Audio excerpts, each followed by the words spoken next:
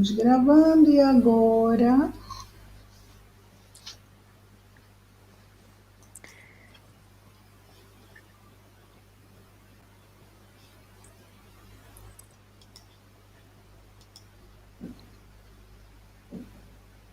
Pronto.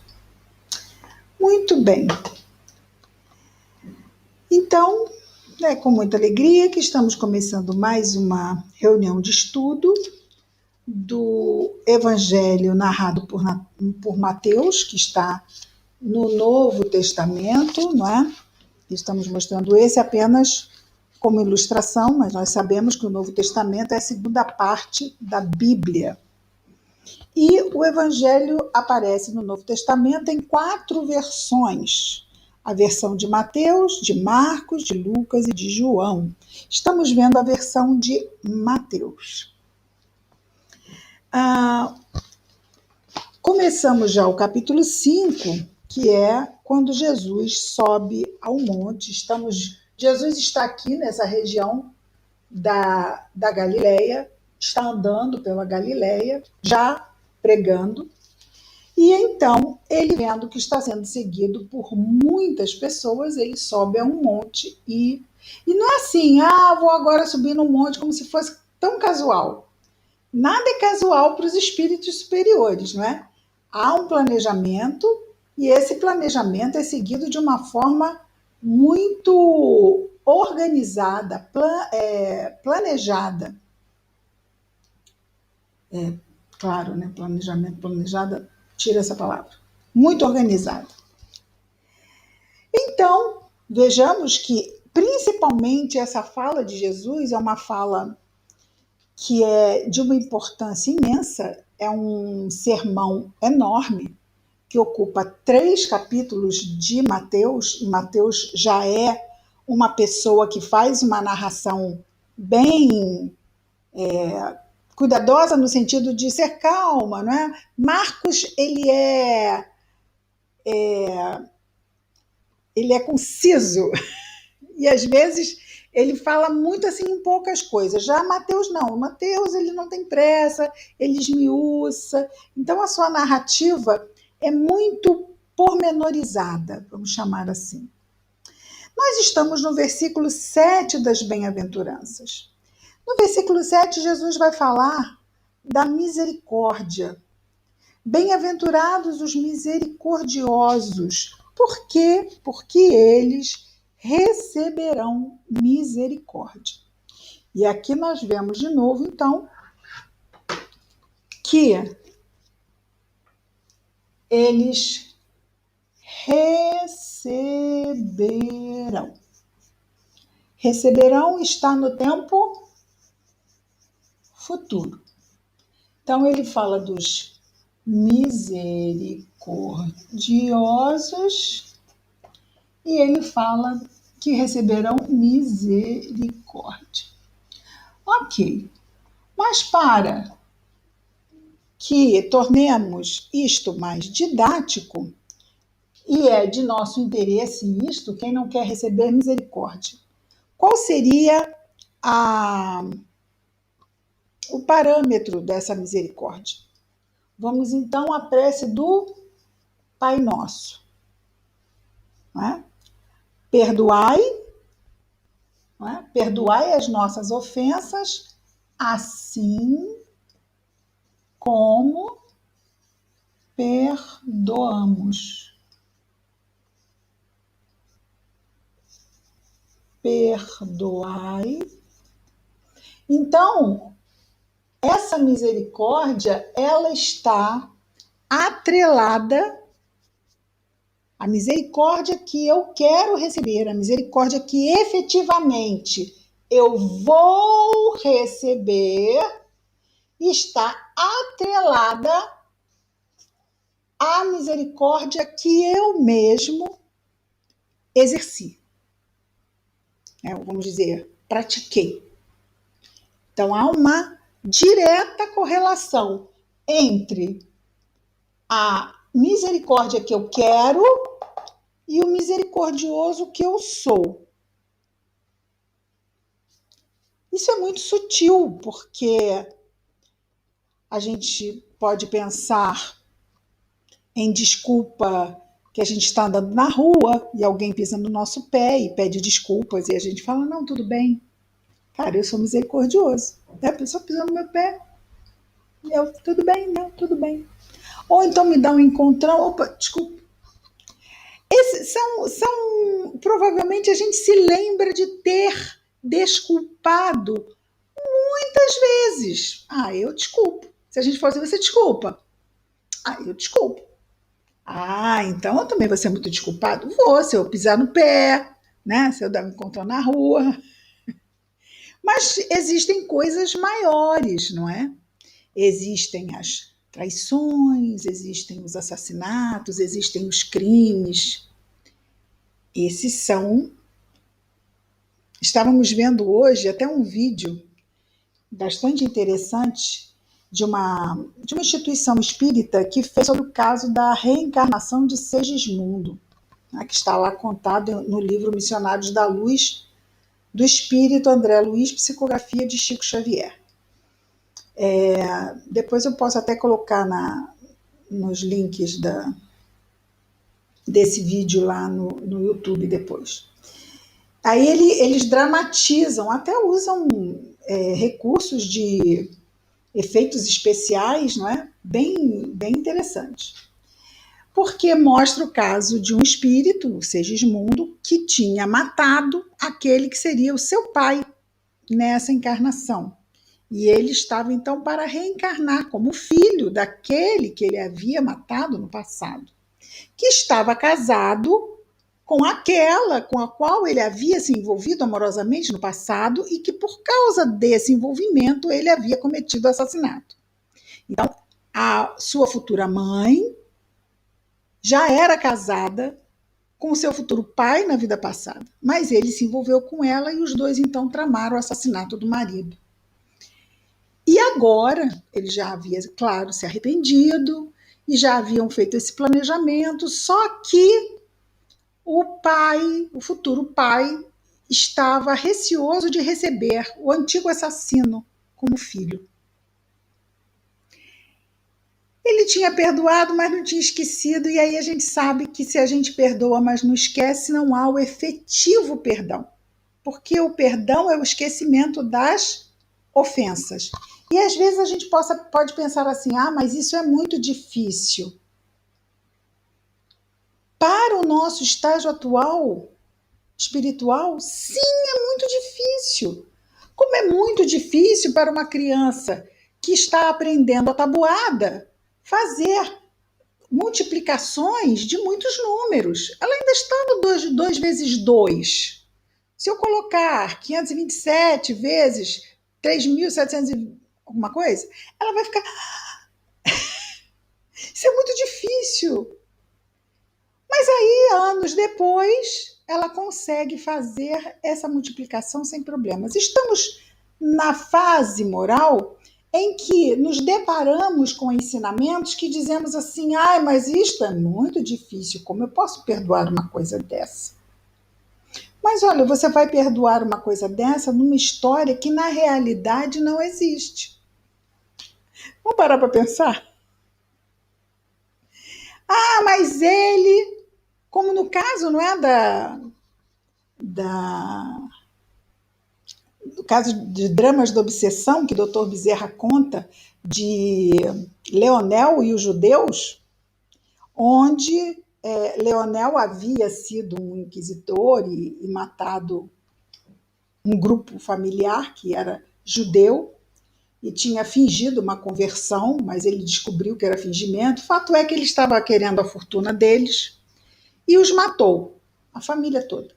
E essa família, com a exceção da filha, o ficou obsidiando durante 400 anos, 4 séculos, por causa do que aconteceu. Mas vamos lá, eles não perdoaram Leonel.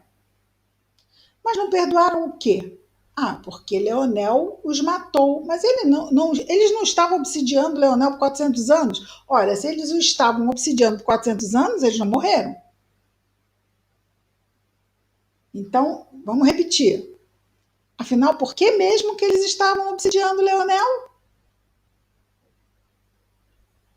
porque Leonel tirou deles uma fortuna que a vida ia tirar uma hora, a morte tiraria num determinado momento, porque nada do que é material, aquela história, caixão não tem gaveta nem tem cofre. Então Leonel tirou, mas tirou, né? Tirou coisas materiais que a morte tiraria da mesma forma. Não, mas ele tirou a vida. Mas espera aí, mas vocês não estão vivos perseguindo Leonel há 400 anos? Tanto que quando eles despertam para essa realidade, o grupo de obsessores, o pai e os 2 filhos, que foram lá assassinados por Leonel, eles ficam arrasados. Por quê? Porque eles caem em si que eles, como espíritos imortais, perderam 400 anos. Assim, eles ficaram cegos, porque literalmente a única coisa que eles viam e pensavam era em Leonel e fazer Leonel sofrer. Então nós vemos que o perdão, definitivamente, ele liberta. Não é? Mas ainda é entendível que como nós ainda estamos lá na tabuada de 2, né? Para nós é quase impactante, mas como você quer que eu perdoe este crime hediondo? Bom, se eu fosse o espírito superior, não sou, vou falar como espírito superior, mas não sou. Já basta a eles a dor da própria queda. Não é verdade? Um espírito superior falaria do crime mais hediondo da Terra, de uma pessoa que comete o crime mais hediondo da Terra dessa forma. Já basta a eles a dor da própria queda. Eles são merecedores de quê? Jesus disse: eu não vim curar os sãos. Ele veio nos trazer a luz. Lembremos, ele ficou 40 dias lá no deserto. A terra era dominada pelas trevas, pelas sombras. Da onde? Do eu. Não havia uma vida moral edificante. Já havia vida moral? Já havia vida moral. Mas ainda era uma vida moral extremamente básica. Básica. Amar o próximo como a si mesmo? Como assim? Ele não é do meu sangue. Ele é meu servo. Eu não posso amar meu servo como a mim mesmo. Porque ele não diz amar o seu próximo da sua casta ou da sua classe. Ele diz amar o próximo. Vamos imaginar naquele mundo que só quem mandava eram os homens, mas eu tenho que amar uma mulher como a mim mesmo, mas eu sou um homem, eu sou um patriarca, eu sou um rico, eu sou um isso, eu sou um aquilo, olha só. Não é nada. Você só está nessa condição. E aí a gente vai aprendendo e vai percebendo que a moral do Cristo, que é a verdadeiro caminho de iluminação para todos nós, não é? É essa libertação da perturbação, porque isso tudo é muita perturbação. Imaginemos esse grupo familiar que ficou 400 anos lá atrás do Leonel. Quanto esse grupo sofreu? Sofreu, porque Leonel impôs a eles um tempo, digamos, 2 meses de tortura. Sim, eles morreram torturados. 2 meses lá, vamos imaginar que fosse 2 meses que o Leonel os torturou de forma direta. Foram 2 meses. E eles morreram. Como a menina, a filha, foi torturada. Ela morreu também. Só que ela seguiu o caminho dela, ela perdoou, ela entregou o mal para quem o fez. Não tinha nada a ver com ela. Então, no caso da menina, ela sofreu 2 meses. Só 2 meses. Os 2 meses que Leonel a fez sofrer. E lá os motivos da lei ela vai saber depois. Mas o grupo de pai e 2 filhos, eles ficaram 400 anos. Ou seja, Leonel fez eles sofrerem 2 meses. E eles se fizeram sofrer por 400 anos. Não dava para botar isso na conta do Leonel, dava. Porque eles podiam ter se livrado disso e ido embora. Leitura imperdível, Mediunidade de Ivone do Amaral Pereira, Dramas da Obsessão. Leonel e os Judeus.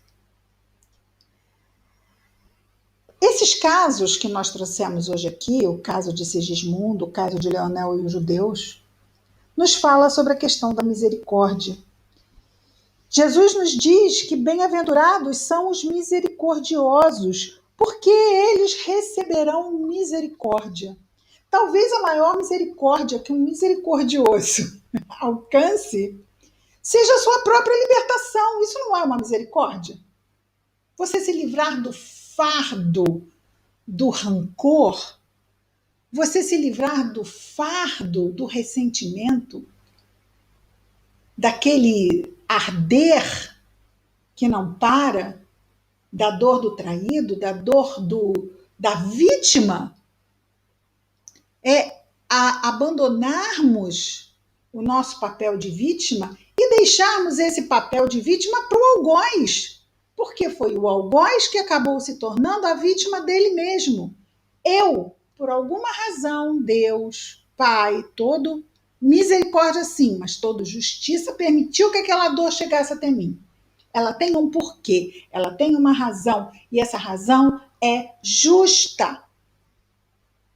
Sendo assim, e entendendo isso, quando eu perdoo, eu me liberto, e isso é uma misericórdia para mim também.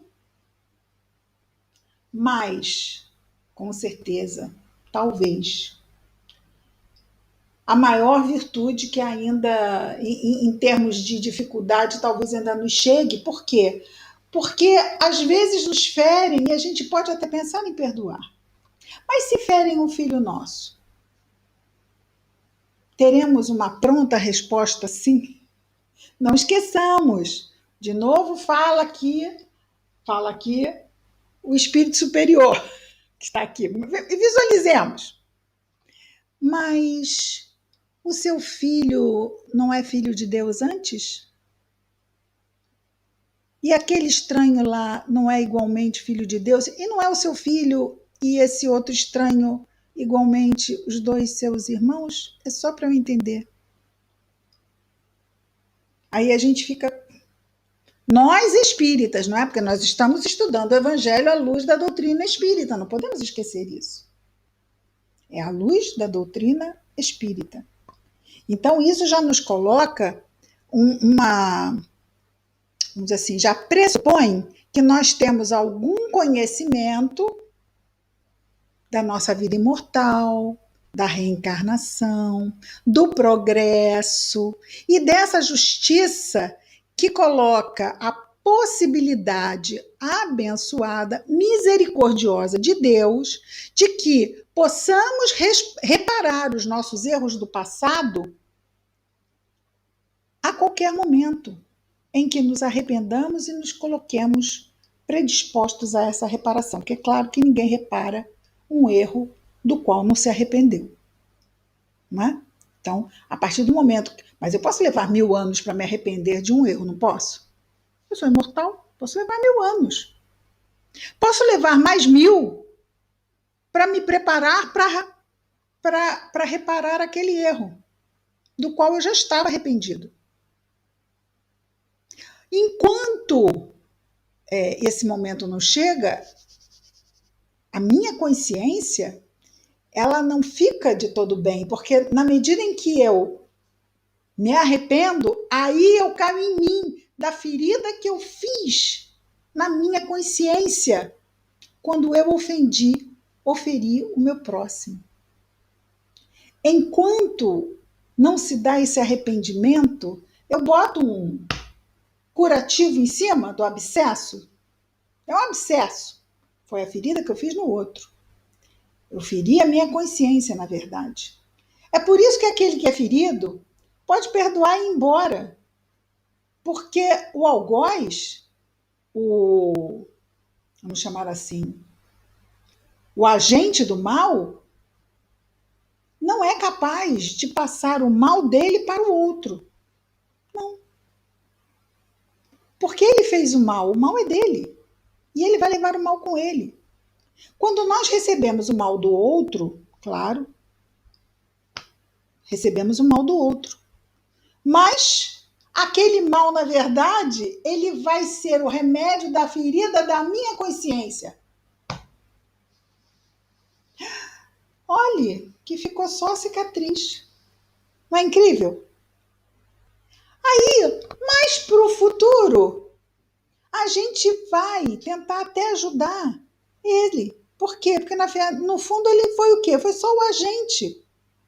Para que eu reparasse a minha própria consciência. Eu sei, esse assunto já está ficando muito avançado. Peraí, isso aí tá. Vamos continuar na tabuada de 2. Vamos voltar aqui para as bem-aventuranças.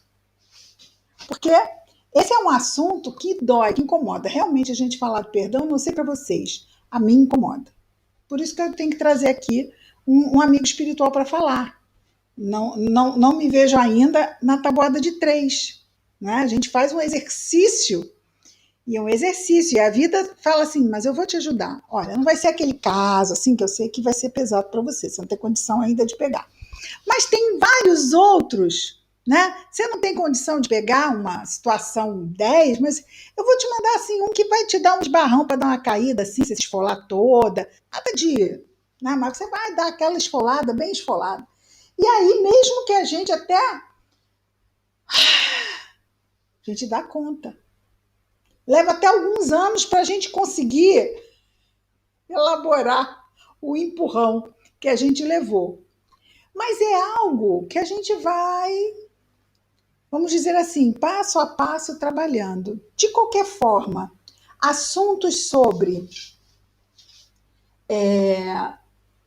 perdão, misericórdia. A gente acha bonito, né? Porque a gente pensa na misericórdia que a gente quer receber de Deus, mas quando a gente para pensar que essa misericórdia ela é ligada diretamente à nossa capacidade de perdoar, e é aí que mora o problema.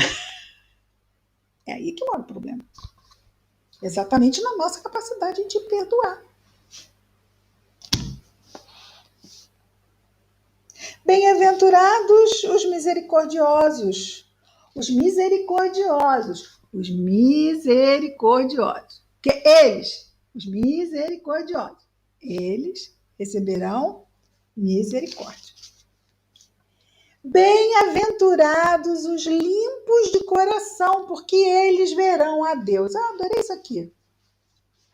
Bem-aventurados os limpos de coração, porque eles verão a Deus. Vamos pensar aqui. Bom, Jesus falou, eu e o Pai somos um, não é? Ou seja, Jesus via a Deus? Sem dúvida. Esse quadro realmente é incrível.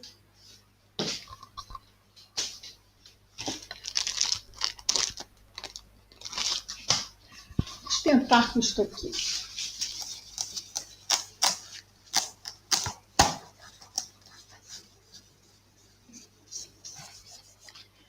Muito bem.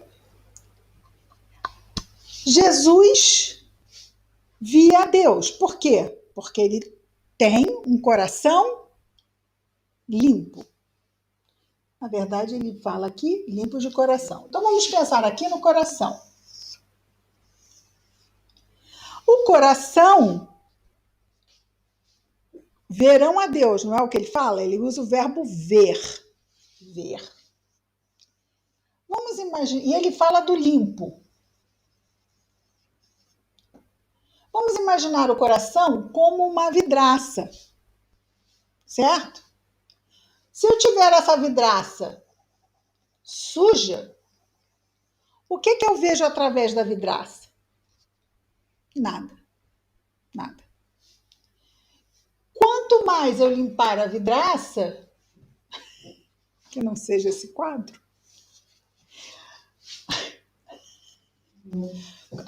Nada, com um pouquinho de ar. Quanto mais eu limpar esse quadro, mais o vidro fica transparente e mais eu consigo enxergar o que está do outro lado. Muito bem. Acontece que o nosso coração não é uma vidraça, porque senão a gente botava assim e dava uma limpezinha. Não, coração não é uma vidraça. Então, como é que a gente faz para limpar o coração? Porque só assim a gente vê a Deus. Ora, Jesus, eu e o Pai somos um. Mas Jesus, então, vê a Deus porque ele é um espírito perfeito. Perfeito. Sabemos, perfeição relativa, perfeição absoluta, só Deus. Ele é um espírito, vamos chamar de puro. Ah, tá. Então, olha só. Puro é aquela vidraça que você diz que nem tem vidro lá. Ah, não tem vidro aí, né? Não tem, fala sério. Não, não, não tá, é porque tá tão limpo, tão limpo, tão limpo que parece que nem tem vidro. Esse é Jesus. Né? O que não quer dizer, essa vidraça não se limpa de um dia para o outro. Essa vidraça ela vai sendo limpa aos poucos. E é o que estamos fazendo. Nossa vidraça já esteve muito mais suja do que está hoje. Né? E vamos limpando. Aí é aquele processo mesmo de quê? De depuração, de bom uso do livre-arbítrio, tá? Para limpar o coração, basta usar bem o detergente do livre-arbítrio. Usou mal, tá? Não usou o detergente livre-arbítrio, usou o sabão egoísmo. Ah, sabão egoísmo é cilada. Esse sabão mais suja do que limpa. Não tem aquele sabão que mais suja do que limpa? Esse é o sabão egoísmo. Então você, aí mesmo que pegou aquele preto assim, espalhou, em vez de tirar, ainda espalhou para lá. Então a gente tem que usar o detergente do livre-arbítrio. Do bom egoísmo é também o uso do livre-arbítrio, mas o mau uso. Então é o bom uso do livre-arbítrio, é o detergente do bom uso, porque livre-arbítrio é simplesmente liberdade de escolha. Corta para um lado, corta para o outro. Usar bem o livre-arbítrio, a gente já viu ali por tudo que a gente falou de misericórdia, que não é fácil. A gente sabe, mas na hora da prontidão na resposta, é por isso que nós devemos evitar, nas situações difíceis, as prontas respostas. Se é uma situação mais delicada, vamos resolver agora. Porque precipitação, impulsividade não é caminho para um bom uso de livre-arbítrio. Quando eu não sou muito bom na matéria, eu preciso pensar mais, eu preciso refletir mais, eu preciso consultar. Eu consulto, se fosse uma prova, eu ia consultar os livros, mas eu consulto uma mensagem, eu consulto a prece, eu consulto o meu anjo guardião, eu peço para conversar durante a noite. Antes de tomar a decisão, eu busco ajuda. Por quê? Porque eu ainda não sou muito bom e a gente pode buscar ajuda. Então vamos, mas tem coisas que não dá para esperar. Sim, tem coisas que não dá para esperar. Mas tem certas coisas na vida que a gente não deve esperar, vamos dizer assim, acontecer para decidir. E tem outras coisas que você decide, mas na hora da prática você, quando vê, não consegue cumprir. Por exemplo, aquele velho caso, né, de não reagir a assalto, né? Você diz, não, nunca vou reagir a assalto, nunca vou reagir a assalto. Mas quando a coisa acontece, às vezes você não tem tempo de pensar. E na falta de tempo de pensar, você vai agir com o seu arquivo. Isso, por mais que você ache que não tenha tempo de pensar e tudo aconteça muito rápido, acontecem muitas coisas durante uma coisa rápida. E você tem tempo de mudar o rumo das coisas no meio de uma situação que acontece tudo muito rápido. Vamos imaginar, né, que alguém esteja, né, mesmo nessa situação, né? Você pode ali, ainda naquele impulso de reação, é como se outras coisas vão acontecendo, né? O seu anjo guardião vai tentar falar com você. Com certeza ele vai falar com você. Com certeza ele vai falar com você, mas não necessariamente você vai ouvi-lo, não é? Por isso que é importante a gente não deixar para esses momentos, porque sintonia não se improvisa.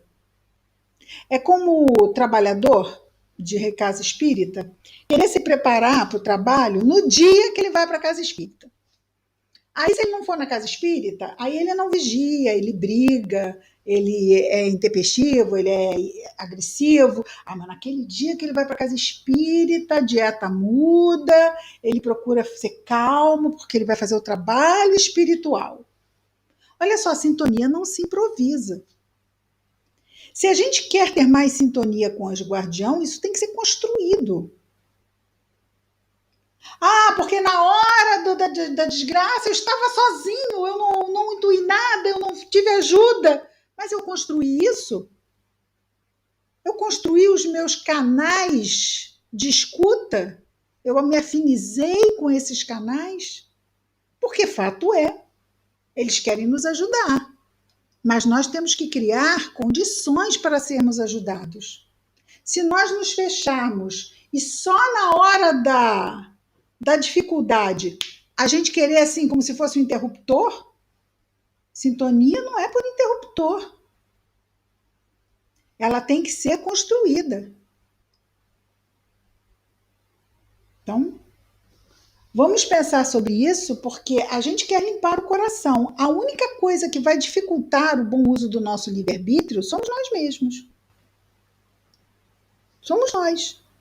Então vamos, com todo o conhecimento que a gente tem de doutrina, que Emmanuel falou que se nós tivéssemos 2 semanas de estudo de doutrina espírita, mas é 2 semanas de estudo profundo, né? 2 semanas que assim, que eu me fechei, me isolei e mergulhei na... Mas 2 semanas, numa vida inteira, 2 semanas. Ele falou assim, numa vida, a pessoa estudar 2 semanas de doutrina espírita, ela tem material suficiente para a encarnação dela. Olha que fantástico. Emmanuel que diz. Então, a doutrina espírita nos dá recursos para que a gente possa aproveitar melhor essa encarnação. Afinidade, sintonia é algo muitíssimo importante. Porque se nós estamos construindo essa sintonia com o anjo guardião, como é que se constrói isso, Cristina? Prece com o anjo guardião, procurar os seus conselhos e procurar fazer o que ele aconselha. Porque ele aconselha, calma, não responde. Mas porque eu estou irritada, eu também ouço, né? Quem quer ver fogo no parquinho. Ah, mas você vai deixar isso barato? Se eu não responder, eu estou o quê? Reforçando a minha ligação com o meu anjo guardião. Show de bola.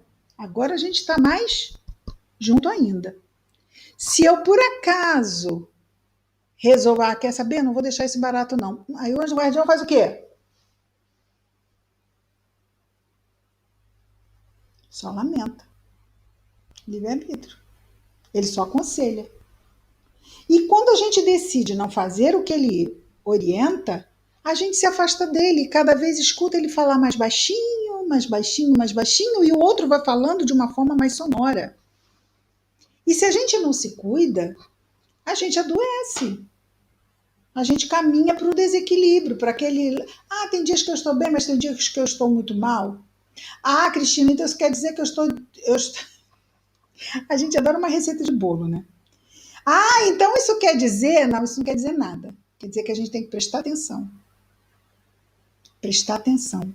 Porque nós somos espíritos imperfeitos encarnados no mundo de provas e expiações. Ou seja, o gelo é fino. Vamos andar com calma sobre esse laguinho congelado. Porque ele é fino. A gente tem que andar... Como é que a gente andaria num lago congelado com gelo fino? Devagar, com muito cuidado, prestando atenção. E não saindo por aí batendo pé, porque senão... isso mesmo, eu sou assim, pum, tá, puf, caiu lá no lago congelado. Ganhou o que com isso? Nada. Marca de uma personalidade, mas nós não somos personalidade, nós somos individualidades imortais. O que eu estou querendo marcar? A Cristina é mais uma, numa fileira imensa de outras tantas. A Cristina tem que me ser útil e não uma pedra de tropeço, vocês não acham? Essa personalidade, ela precisa ser uma personalidade que some. Eu gosto muito da imagem do colar de pérolas. É como se cada personalidade pudesse ser um colar, uma pérola a mais num colar de pérolas. E não um pedregulho horroroso, né? Vamos lá, vamos fazer um colar bonito. Então, isso depende de nós, quer dizer, que tipo de escolhas eu estou fazendo? Isso está me aproximando mais do meu anjo guardião? Ele está aqui para nos ajudar nessa tarefa. Ele é muito importante para nós. Nesse trabalho aqui de limparmos o coração, ele nos conhece e ele lembra de coisas que nós, graças a Deus, esquecemos. Ele sabe direitinho onde a gente caiu. Então, ele pode nos dar uns conselhos muito pontuais e cirúrgicos. Então, quando a gente ouvir um conselhinho, vamos ouvir, porque fala quem pode, obedece quem tem juízo, né? Ele nem manda para a gente obedecer, não. Ele só está aconselhando. É só um convite, ele não manda. E é isso, na pureza do coração. Sobre cada um desses itens, claro que poderiam se fazer, compêndios sobre cada uma das bem-aventuranças, mas nós vamos pegar, cada vez que nós passarmos por aqui, vamos ter enfoques, né? Porque são inúmeros os enfoques. É por isso que muitas pessoas podem falar sobre uma bem-aventurança e todas falarem com aspectos diferentes e todas falarem muito bem sobre, porque existem vários aspectos sobre cada uma dessas questões que Jesus nos traz aqui.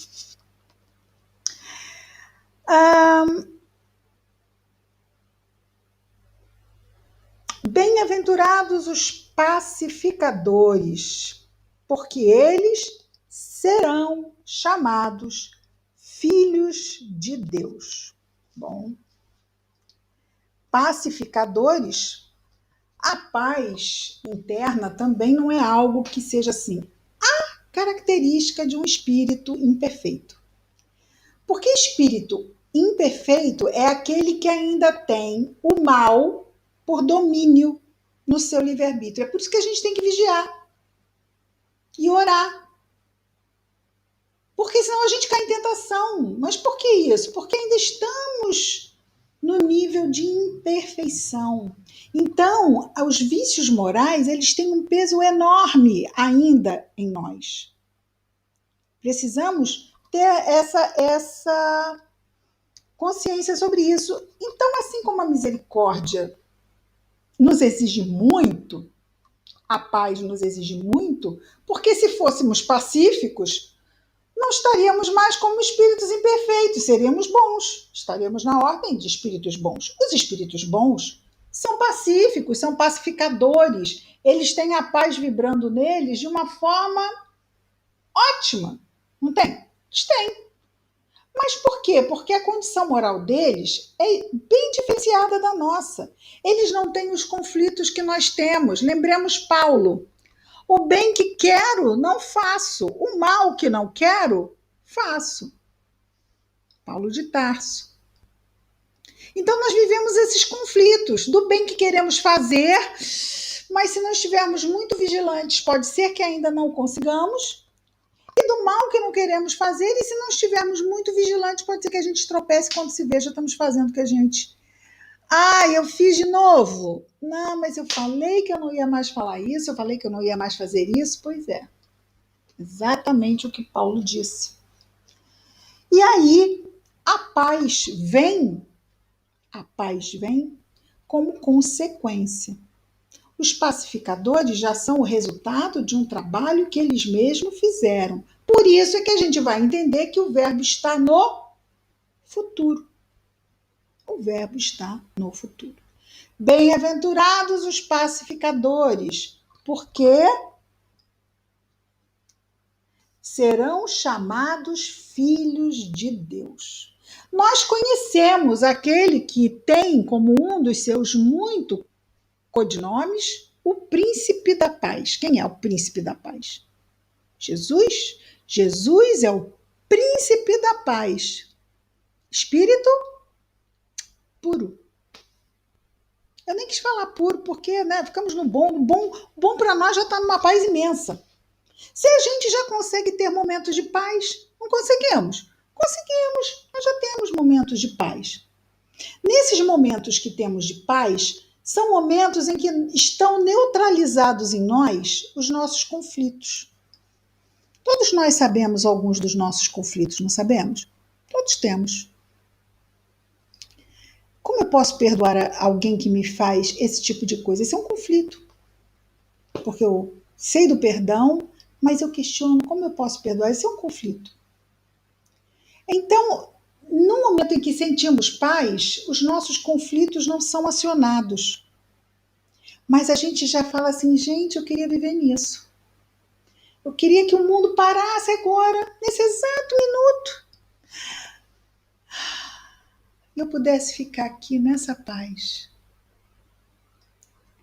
Mas o mundo não para.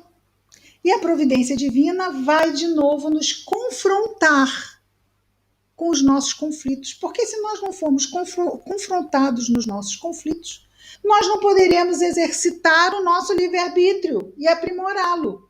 E foi para isso que a gente reencarnou, não para outra coisa. Para nos tornarmos melhores. Sairmos dessa encarnação melhor do que entramos. É claro que isso não se faz sem amar o próximo como a si mesmo. Essa é a fórmula, não tem outra. Amar o próximo como a si mesmo. É o próximo, qualquer que seja, não é? Não é o próximo conhecido, porque essa máxima, ela é essa. Não tem, assim, pontos asteriscos em que a gente vê assim, quem é o próximo? Deixa eu ver aqui no asterisco. O próximo é o meu familiar. O próximo é aquele do meu grupinho. O próximo é da minha classe XYZ. Não. O próximo é o próximo mais próximo. E Jesus deixa isso muito, muito, muito, muito claro onde? Na parábola do bom samaritano. Lá ele mostra o próximo mais próximo, que é aquele que está simplesmente no nosso caminho. Quem botou ele lá? A providência divina. A fim de nos provar. Nós somos apresentados aos nossos conflitos, e também não aos nossos conflitos, mas para ser prova, né? Alguma coisa está ali e eu estou sendo provada. Talvez para aquele samaritano que passou na estrada e se deparou com o homem nu que fora assaltado e surrado, talvez para aquele samaritano não fosse uma prova, não é?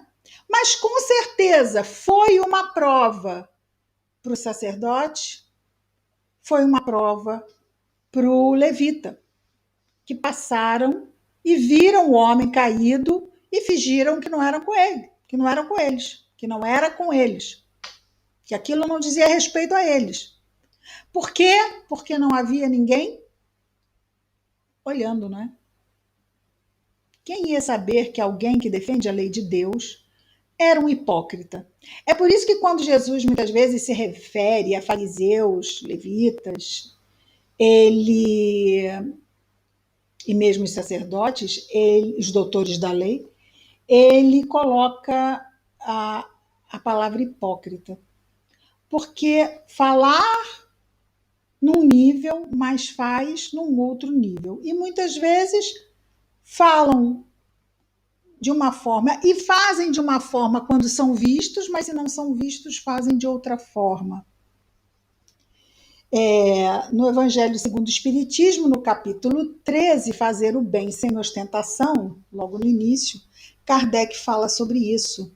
Ele fala sobre essa hipocrisia, sobre a falsa generosidade, né? Sobre a generosidade falsa, aquela que dá, mas que dá sem ostentação, mas que procura, que esconde a mão, mas não esconde de todo a mão. Ela procura ver se não tem alguém olhando que ela escondeu a mão depois de dar, porque ela quer sim ser destacada. Porque se não tiver definitivamente ninguém olhando, é falsa, não é verdadeira, não dá. Então, naquele caso da parábola do bom samaritano, nós temos a questão do próximo mais próximo, que é exatamente a pergunta que o fariseu faz a Jesus. Mas quem é o nosso próximo? Porque a pergunta que foi feita, que acabou gerando a parábola, foi: qual era a lei de Deus? E aí, Jesus pergunta: o que diz a lei? É amar a Deus sobre todas as coisas e o próximo como a si mesmo. Como eu consigo a vida eterna? E Jesus diz: faze isso e viverás. Mas quem é o meu próximo? E Jesus conta a parábola do bom samaritano. Então, o próximo, para a gente conseguir essa paz, não é? E a providência divina nos coloca nos confrontos diante dos nossos conflitos internos, e o egoísmo é algo que ainda temos muito forte dentro de nós, como espíritos imperfeitos que ainda somos. E é por isso que, por sermos ainda fortemente egoístas, porque ainda somos imaturos, isso é natural da imaturidade, não é uma coisa má, isso é uma coisa natural do nosso atual estágio. A imaturidade vem acompanhada de egoísmo. Então Deus, porque é perfeito, ele cria a família. Olha que maravilha. Eu adoro isso, gente. Porque é de uma... Deus é 10. Fã, fã, fã, fã. Ele cria a família. Porque aí ele cria o quê? O meu filho. Né? Ele cria a minha mãe. Ele cria o meu pai. Ele cria o meu amor. Ele cria os meus. Ele se vale de amores egoísticos para desenvolver em nós a capacidade de amar, como Jesus nos amou a todos. Porque Jesus fala isso: amai-vos uns aos outros como eu vos amei. Mas isso é algo que ele sabe que também precisa ser construído, e vai ser construído. E ele trouxe a parábola do bom samaritano. Mas nós sabemos que se o sacerdote passasse e encontrasse o filho dele caído na estrada, nu, espancado, o que o sacerdote fazia? Não sei se o sacerdote podia ser pai naquela época, mas vamos pensar que sim. O que o sacerdote fazia? Não descia daquele cavalo e não ajudava o filho? Mas não é interessante? E aí a gente, como espírita, a gente sabe que a família, ela é formada na espiritualidade e não é ao acaso. Então nós temos pessoas que nos eram estranhas em outras encarnações, que nos são trazidas à família, ou que eram amigos, que eram, né, do grupo daquele que era meu amigo, que veio, era meu amigo, mas ele tinha lá alguém que eu nem conheço, que vai vir para minha família também. E como ele vai vir, vai me trazer o dele. Mas eu não conheço, mas agora é da minha família. Vai passar a ser o quê? Especial para mim. E aquele, vamos lembrar do Segismundo? Aquele que me matou vai vir como meu filho. Olha o conflito. Porque ele ficou com medo, ele ainda não tinha recebido a criança como filho. Então ainda não era filho, entendem? Ele estava com medo de receber o seu assassino, porque era isso que aquele espírito ainda representava para ele. Não tinha vínculo. Mas a espiritualidade é ótima, tipo assim, só apaziguando, tipo assim, vai dar tudo certo, vai dar tudo certo. Claro, vai dar tudo certo, porque na hora que você carregar essa criança, olhar para ele e dizer: meu Deus, meu filho. Então é muita sagacidade divina, né? De criar a família como essa oportunidade. Eu costumo dizer que é o AIS, quando eles tiram assim, vai vir como filho. É o AIS que eles tiram da manga. Vamos tentar isso. Sabemos que existem ainda casos de mães, pais e filhos que não se resolvem, não é? Mas olhe, tudo isso passa. Não se resolve agora desse jeito, mas ó, vai continuar, porque aquele que veio como mãe e filho, pai e filho, vai vir depois como o quê? Filho, pai e filho, mãe. E depois troca de novo. Uma hora lá vão se cansar. Tipo assim, pô, você de novo? Pô, vamos ver se a gente acerta. Tô cansado disso. A vida, a providência divina, nos vence pelo cansaço. Né? Você consegue, você só precisa de tempo, mas tempo a gente tem. Tempo a gente tem. Você precisa de tempo, tempo a gente tem.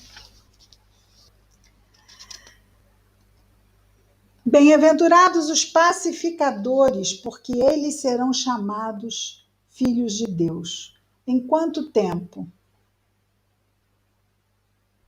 A gente está construindo isso, essa paz dentro de nós. Essa paz não neutralizadora de conflitos, de momentos fugidios de paz. A gente está construindo a plenitude. Eu gosto dessa palavra, né? Porque aquela paz de plenitude. O que é paz de plenitude? Está Jesus pregado na cruz, lá, e dizendo: Pai, perdoai-os, eles não sabem o que fazem. Estava o quê? Sabia que aquele momento estava passando, lamentava profundamente por aqueles que estavam sendo seus algozes, porque eles estavam ferindo a quem? Eles mesmos. O que Jesus diz ao bom ladrão? Ainda hoje estarás comigo no paraíso. Isso é fala de alguém desesperado, agoniado, desesperançoso, amargo? Estava lá, em plena dor. É essa paz que Jesus sente, essa plenitude que não se abala por nenhum tipo de conflito. Tipo assim, tá tudo bem. Tá tudo bem. Não, mas está tudo mal, olha, está acontecendo o Covid, não sei o quê, e todo mundo, crise. Tá tudo bem. Isso vai passar. A questão é, como é que eu vou passar por isso? Porque isso vai passar. Esse não é o problema. Isso vai passar, certo? Não sei como, mas vai passar, porque tudo passa. O grande interrogação é, como é que eu vou passar por isso? Ah, quem não responderia, eu quero passar bem. Eu quero passar bem por isso, eu quero passar com equilíbrio. Então eu preciso estar vigilante em oração. Por quê? Porque nós estamos ainda suscetíveis a esse tipo de ideia que ameaça o nosso bem-estar material. Por isso nós trouxemos essa imagem de Jesus na cruz, que não tem coisa mais caótica materialmente. Tá? No dia anterior você está lá, né, com seus apóstolos, no dia seguinte você está pregado numa cruz. Coisas acontecem assim na vida, não é? Reveses. Como a gente os enfrenta? Essa epidemia traz, como qualquer crise, reveses na vida das pessoas. Pessoas perdem o emprego, pessoas ficam com suas finanças comprometidas, suas saúdes, perdem entes queridos. Como eu vivo isso? Como eu vivo isso? E eu não vivo diretamente, mas eu vejo outras pessoas vivendo. Como eu passo por isso? O sábado foi feito para o homem e não o homem para o sábado. As situações foram feitas para nos servir de lições, para nos trazer ensinamentos, recursos de crescimento. Vieram para nos derrubar, vieram para nos servir, não para nos fazer cair. E isso nós sabemos.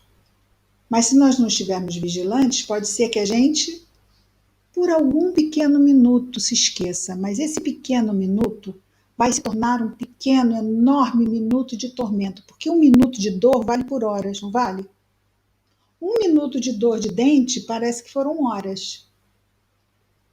5 horas, né, ouvindo boa música, estando bem, parece que passou em 5 minutos. Então, o mal-estar, ele nos traz amplia a nossa percepção de tempo, o mal-estar. O bem-estar parece que o tempo passa rápido. Como nós, que já chegamos aqui ao nosso final hoje.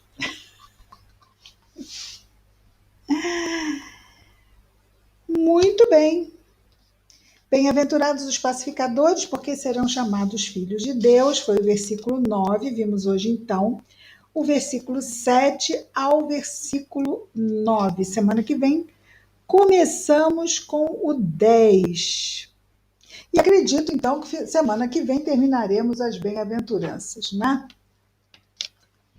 E é interessante porque na hora que vamos estudar, nós estudamos assim vários versículos. E é interessante, não é? Quanta riqueza tem um versículo. E que uma coisa é a gente ler, outra coisa é a gente pensar sobre o que Jesus está nos dizendo.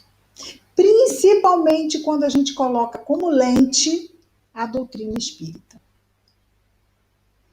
Vamos fazer a nossa prece e depois, se alguém tiver alguma dúvida, a gente conversa no final.